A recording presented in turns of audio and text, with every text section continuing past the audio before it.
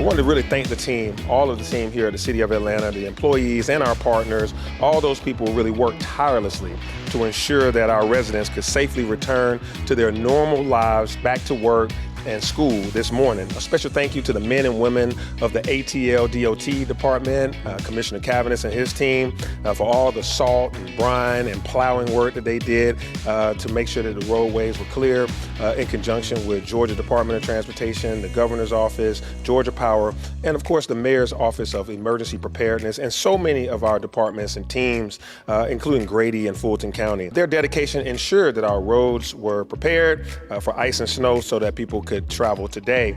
And dozens of us were together in our Joint Operations Center for about 50 hours over 2.5 days, from 8 o'clock Thursday night to midnight Sunday, coordinating efforts to address challenges and prioritize the safety of our residents.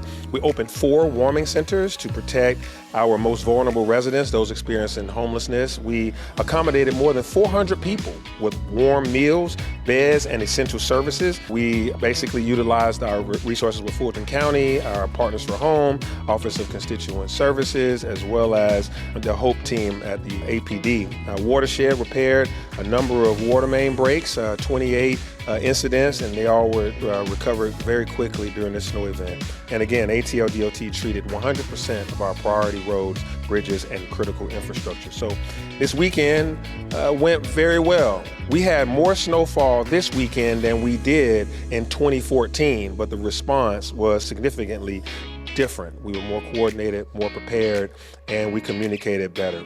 And so when I say one safe city, it's about all of the above.